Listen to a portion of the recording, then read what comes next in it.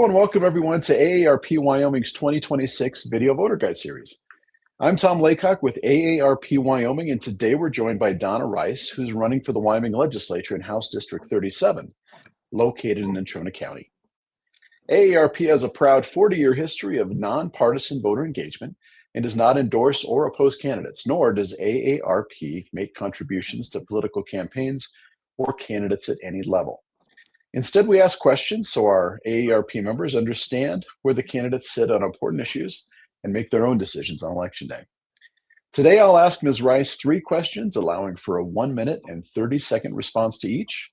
Then we'll give her 2 minutes to deliver her pitch to the voters of House District 37. So our first question is this, Ms. Rice. Recent AARP survey data suggests 80% of older adults wish to age in the homes and communities as they get older. If elected, what would you do to ensure older Wyoming residents can stay in their homes and communities as long as they can? Hi, Tom. Thanks for having me today. And that question is right up my alley. I am a longtime estate planning attorney, so we've worked with many families in the aging process and just helping them plan for end-of-life issues. And one of the most popular topics is staying in the home. So here are the things I would say. I'm first an educator. I would want to educate people on options, what they can do, how they can plan ahead to make sure that they have set in place the things they need to stay in home, whether it's safety or financial. Long-term care insurance is one such thing. Help them know the local programs that are available, help them know self-funding options, Medicaid options. There are waiver services where they can stay in home and have some assistance. And then something that people don't often think about is financing, helping family members, financing, paying them to help take care of you in home. Those are just some of the options that are available. There's a lot we can do. We can leave instruction, we can have proper legal documents in place, and then we can have a financial plan to age in home as long as we're physically able to stay at home. There are times when we're just not. Thank you. Our second question for today. AARP Wyoming's 2023 Vital Voices survey and our 2025 membership survey show our members are seeking candidates who can protect them from fraud and scams. In recent years, we've seen scammers evolve to using crypto ATM kiosks and deed fraud to separate Wyomingites from their cash. How would you work to protect older adults from fraud and scams? Oh, this is a hard one because it's a moving target. We've all been prey to some of this in our own lives, or seen elders or loved ones, friends scammed out of finances, property. It really is a terrible situation. It's difficult to legislate for because it is a moving target. But I think here again, we have to educate. We have to help seniors understand or have resources, a place they can go to understand what is going on as far as frauds and scams, how they can get protection and assistance if they have been scammed out of something. What are the consumer fraud agencies that they can reach out to? And then what are some of the services that they can subscribe to protect themselves?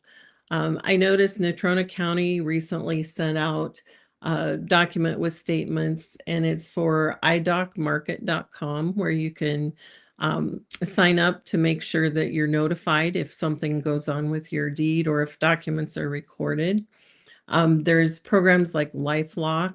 AARP has a discount for that, and that's a way to lock up your social security number. So I think we need to become resources as legislators, help our constituents know what scams are out there, what's available, put it on our website with lots of links, and just help people know what their options are. Thank you. Our third and final question for today. We know Wyoming residents are concerned about rising property taxes. While property taxes can be burdensome for some, they also fund critical state and local services. These services include local transportation, home-delivered meals, and home health services that keep older adults aging in place. If elected, how would you balance the need for relief with ensuring critical services are in place? I think you said one really important thing there, and that is that we do need to balance the need for relief with the need for the services that are provided. Strangely enough, and people may not believe it, but in my years of working with elder people, one of the things I've heard them say is they don't mind paying a certain amount of taxes. Now, nobody likes that, but it's true to some extent. We all know that there are certain services we cannot provide for ourselves. So I think we need to seek that balance. We need to look at government budgets. Where can we cut costs? Look at what the revenue is. Consider caps for elder citizens, perhaps on their properties. One of the ideas that I know has been out there is um, acquisition value versus the sales value. That is often very different, and perhaps seniors could be taxed more at the acquisition level, especially if they've held their property for long periods of time. I think all of those are great considerations. And then as property turns over, those property taxes tend to self-adjust. Now, we're all kind of crying under property taxes, so I'm not in favor of raising taxes by any stretch, but I know some of them are necessary. Well, thank you very much for answering our three questions, Ms. Rice. Now let's offer you 2 minutes to explain why you think you're the best person to represent House District 37. Okay. Well, I'm very excited to be running for office. I have loved the legislative process. That's part of why I became a lawyer, was in younger days watching the Wyoming Legislature do their work. And I think America has an amazing legal system. Has it been used and abused? Absolutely. Does it get stretched and corrupted? Yes. But in its purity, we have an amazing system of self-governance. And part of that is the legislative process. I enjoy that. I would love to be a part of it. I come with, 30 plus years of legal experience. I understand how laws work and how they're written. I just think I would really like to get in there, give back a little bit. You work your lifetime.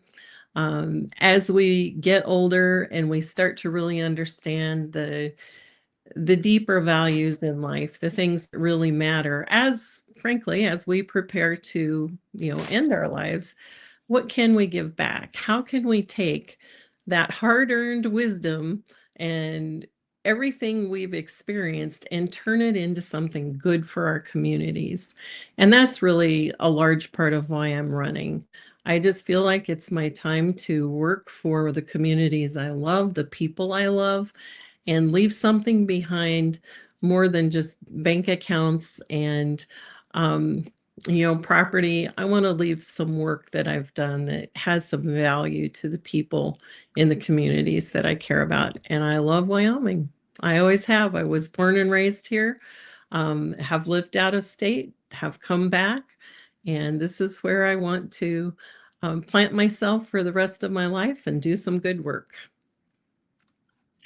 Well, thank you very much. We very much appreciate your time, Ms. Rice, and we thank our viewers for joining us for this video voter guide. We encourage you to keep checking Cowboy State Daily and AARP Wyoming's Facebook page for more voter guides in the days to come.